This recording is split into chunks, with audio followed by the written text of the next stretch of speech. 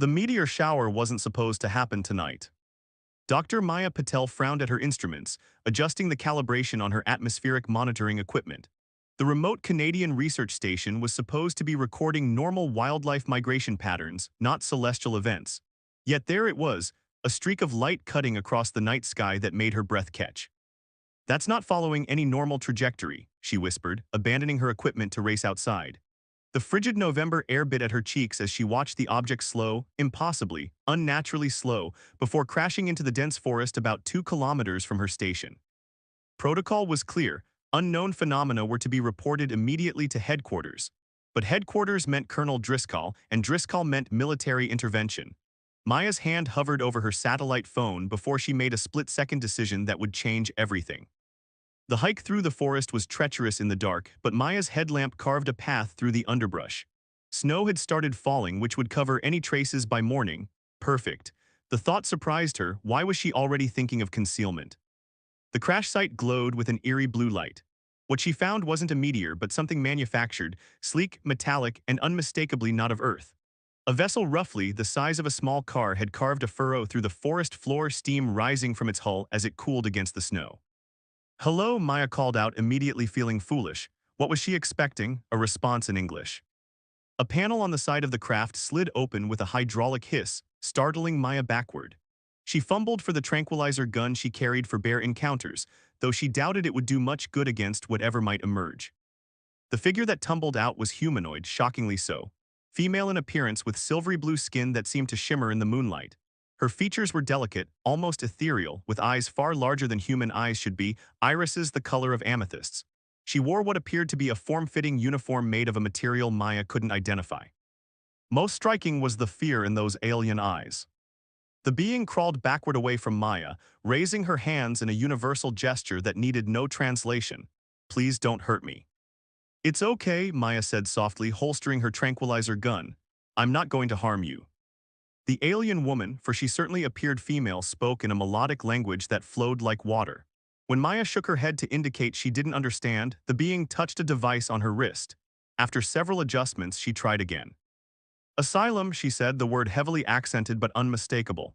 "Please, they will kill me." Maya's scientific training warred with her humanitarian instincts. Here was the discovery of the millennium proof of intelligent extraterrestrial life. Protocols demanded immediate containment, study, reporting. Yet those eyes. "You're injured," Maya said, noticing the dark fluid, presumably blood, seeping from a wound on the alien's side. "Let me help you." The alien woman hesitated, then nodded slowly. "My name," she said carefully through her translation device, "is Alara." "I'm Maya," she replied, extending her hand cautiously. When Alara's slender fingers wrapped around hers, a jolt of electricity seemed to pass between them. Maya convinced herself it was static from the cold air, nothing more. "Can you walk? My research station isn't far." As snow began covering the crash site, Maya made her second protocol violation of the night, helping the alien to her feet and guiding her through the forest, away from the craft that would soon be buried under Canadian snow. Why she didn't call it in, Maya couldn't fully explain. Something in Alara's plea resonated deep within her. For the first time in her methodical, data-driven life, Dr. Maya Patel was following her heart instead of her head. And her heart was racing. The first week with Alara tested every scientific principle Maya had ever believed in. Alien biology shouldn't have been compatible with Earth's atmosphere, yet Alara breathed normally after a period of adjustment. Her wounds healed at an accelerated rate, the silvery blue skin knitting together while Maya watched in fascination. "Your people?" Maya asked on the sixth night as they sat before the fireplace in her small living quarters. "Are they looking for you?" Alara's gaze dropped to her hands. The translation device had improved its accuracy as she programmed more English words into it, but some concepts remained difficult. "Not to rescue," she finally said, "to silence." Maya moved closer on the couch. In the firelight, Alara's skin took on an almost pearlescent quality that made Maya's breath catch. "Why would they want to hurt you?" Was military intelligence." Alara's large amethyst eyes met Maya's. "I discovered plans an invasion of your world." Maya felt coldness that had nothing to do with the Canadian winter outside. "Earth, they're planning to invade Earth." Alara nodded solemnly. "Resources, your oceans, minerals, things my world has depleted." "And you disagreed with this plan?" "I saw your broadcasts, your art, your music." Alara's hand tentatively reached for Maya's, the touch sending that same electric sensation up Maya's arm. You create beauty you feel deeply. Your species deserves a chance. Maya found herself entranced by the alien woman's touch, by the sincerity in those impossibly large eyes. She should be terrified. This was confirmation of hostile alien intent. She should be on the satellite phone to headquarters immediately. Instead, she found herself leaning closer. You risked everything to warn us, Maya whispered. To warn you, Alara corrected, her free hand rising to touch Maya's cheek with curiosity. I did not expect to find connection. The kiss happened without conscious thought. Maya would later try to rationalize it as scientific curiosity or emotional vulnerability. But in that moment, there was only Alara's surprisingly warm lips against hers, the faint taste of something like cinnamon and starlight. When they parted, Alara's skin glowed more brightly, bioluminescent patterns appearing across her face and neck. Your kind does this for affection, Alara asked breathlessly. Among other things, Maya replied, feeling her professional detachment crumbling by the second. That night, as a blizzard howled outside, Maya discovered that despite their biological differences, some desires translated perfectly across the stars. Alara's skin emitted a soft glow in the darkness of the bedroom, illuminating their exploration of each other with an otherworldly light. Morning brought reality crashing back. Maya's satellite phone chimed with an incoming call, the first in weeks due to her remote location. Dr. Patel, came the gruff voice of her supervisor. We've detected an anomalous atmospheric entry in your region 4 days ago. Any unusual observations to report? Maya looked across the kitchen table at Alara, who understood enough English now to stiffen at the question. Nothing out of the ordinary, sir, Maya lied, her first direct deception. Just the usual wildlife and weather patterns. Strange. Well, we're sending Agent Lawson for your quarterly equipment check and supply run.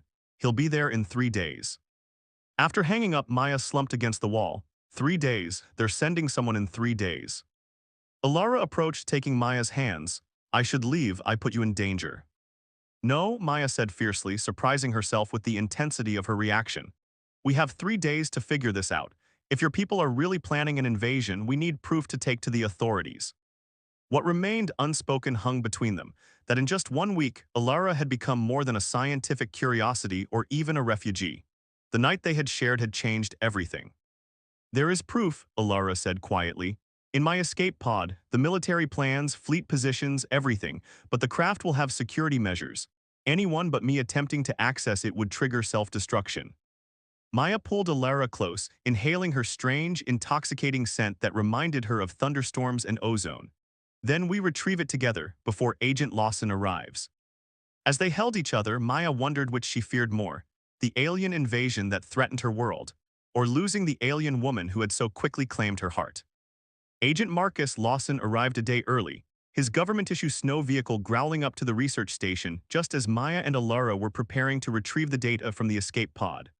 Lawson was tall, with the humorless efficiency of a career government man, his eyes constantly scanning, assessing. Dr. Patel, he greeted, removing his snow-crusted gloves. Hope I'm not interrupting your work. Maya felt her heart hammering. Alara was hidden in the storage room, but for how long? The station was small and Lawson would expect a tour of the facilities. Not at all, she lied, ushering him in, just surprised to see you so soon. Lawson's gaze swept the room, lingering on the 2 coffee mugs on the table, the extra set of thermal clothing Maya had modified for Alara. Been having company out here in the wilderness, doctor. Just me and the Wolverines, Maya attempted humor, but Lawson's expression remained calculated. Interesting, because our satellite thermal imaging shows 2 distinct heat signatures in this station for the past 8 days. Maya felt ice forming in her stomach. Equipment malfunction, it happens in these temperatures. Lawson nodded as if agreeing, but his posture had changed, becoming more alert. I need to inspect all your monitoring equipment, standard procedure. The day progressed in a nerve-wracking dance. Maya led Lawson through the facility, deliberately steering him away from the storage room. She babbled scientific data, hopping to bore him, but Lawson seemed unnaturally interested in every detail. Night fell and Maya offered Lawson the guest quarters. She slipped food to Alara and whispered promises of escape tomorrow. When she returned to the main room, Lawson was reviewing the station's communications log. You haven't sent any data transmissions in 2 weeks, doctor, he noted casually. Very unusual for someone so meticulous. Been focused on a new project, Maya said, fighting to keep her voice steady. I'm sure you have. Lawson's hand moved to his holster as the storage room door creaked open behind them. Alara stood in the doorway, her alien features fully visible. He knows, Maya, she said simply. He came for me. Lawson drew his weapon with practiced efficiency. Step away from the extraterrestrial, Dr. Patel. You're in violation of at least 14 federal regulations. She's a refugee, not a threat. Maya moved protectively in front of Alara. That's not for you to decide. Lawson kept his gun trained steadily. This is a matter of national planetary security.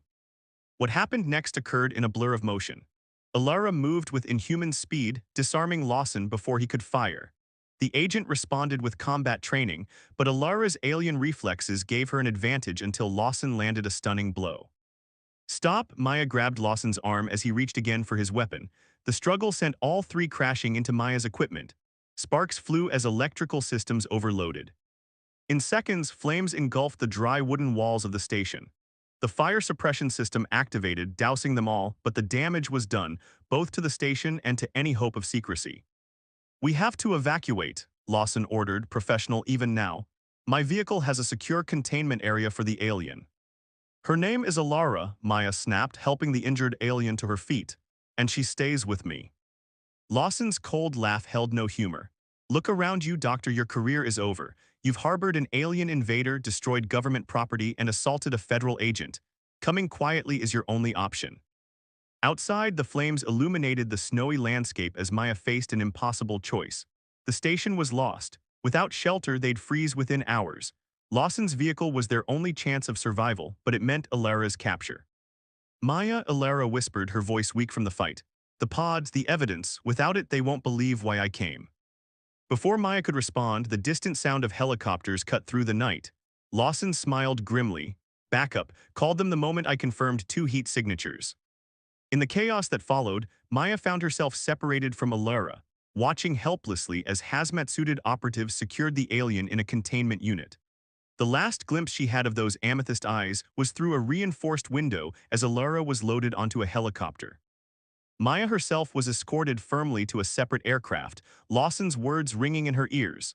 You've made a grave mistake, Doctor. Better hope that creature hasn't compromised you beyond redemption.